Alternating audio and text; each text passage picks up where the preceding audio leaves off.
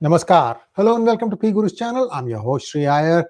Who will succeed She? Looks like there are lots of stories around his health, also from the fact that he's not going to be at BRICS, and also a couple of other smaller summits he has cried off, which means that there is something really wrong. Either that or the the clique that joins together, like for example the Politburo that decides who shall be the Secretary General, has decided that she is not going to be that person and there is going to be somebody else, but they are still making up their mind about it.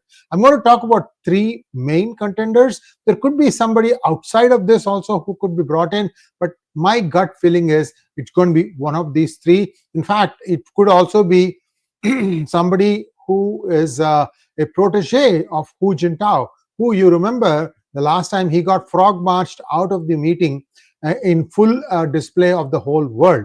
So a lot of things happening in China, and as to how China will behave, it may be tempered a little bit from who becomes the Secretary General of these three. Certainly, I'll give you my inputs on who is what and what kind of ideology he uses, and who was the person who mentored him, because that will give you an idea of a person shaped by the ideas of these elders who have been extremely successful, some of whom went on to occupy the highest position in the Chinese Communist Party. So this is where we stand. I hope you guys can please like this video, and let's jump right in. Here we go.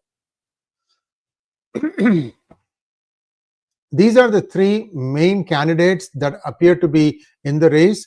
The first one is Hu Chenhua, the second one is Zhang Yaozhu, and the third one is Wang Yang. And I'm going to talk to you a little bit about who is the protege of whom, who has the backing of what organization, because then that will give you an idea, okay, if this organization is heavy, then perhaps this person has the most amount of control or backing. So let's first start with who is Hu Chenhua.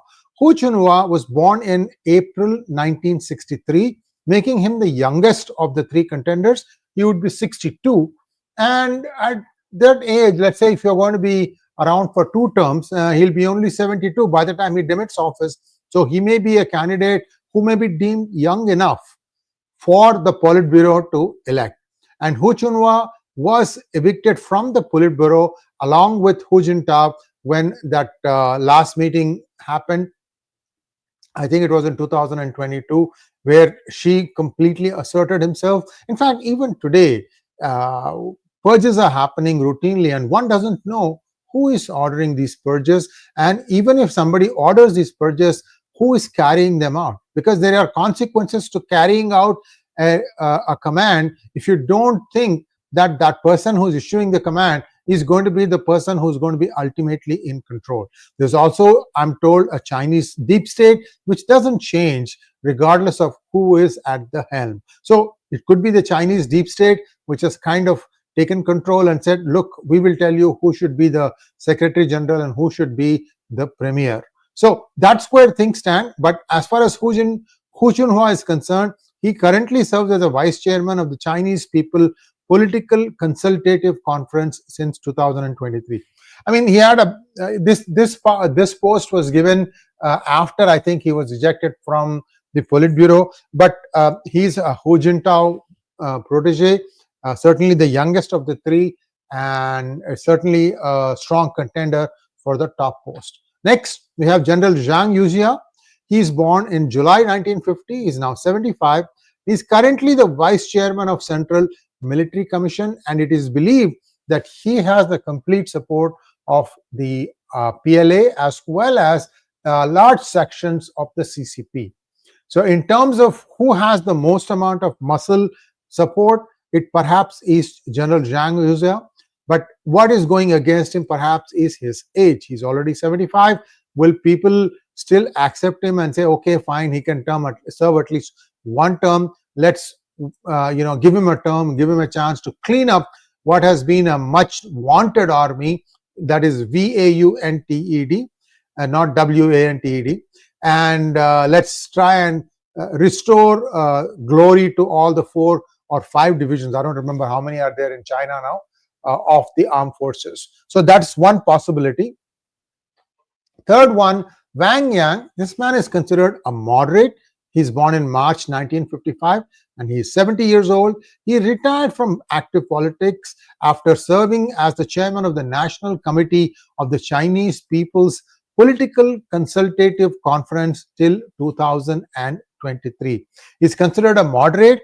He was spotted by Deng Xiaoping, and then from there on, his rise has been mercurial. He is well liked by Hu Jintao as well as Zhu Rongji. Zhu Rongji is one of those people who is like the architect of the modernization of the progress that China got over the last 15-20 years. Zhu is well liked by Sridhar Chityalaji. One day maybe I'll ask him to weigh in on his experiences with Zhu Rongji. And so if you look at acceptability and as well as a reformist mindset, as well as somebody who might get along well with the rest of the world, because China's image has been very, very tarnished in the Xi's 12-year term. So we don't know. I think Wang Yang fits the bill.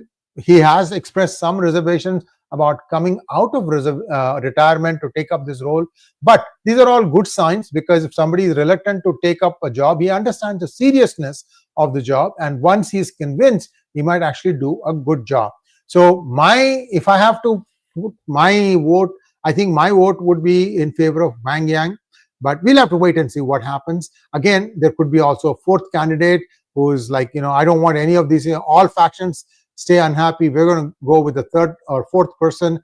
That also could happen. Certainly some other names are being bandied. I've also shared those with you. We'll have to wait and see what happens. As to what are the whereabouts of Xi Jinping? Well, he could be in house arrest. We've been saying this for a while now, 2-3 weeks now. I mean, ever since he underwent that brain surgery, we had a special program on that. You know that he has his powers have been stripped. And now it looks like even the last thing, which is the Secretary General post, it's also going to gone.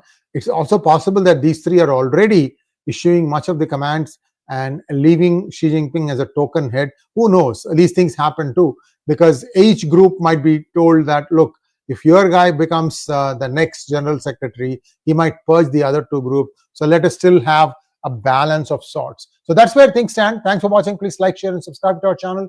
Don't forget to click on the bell button for notifications. Namaskar.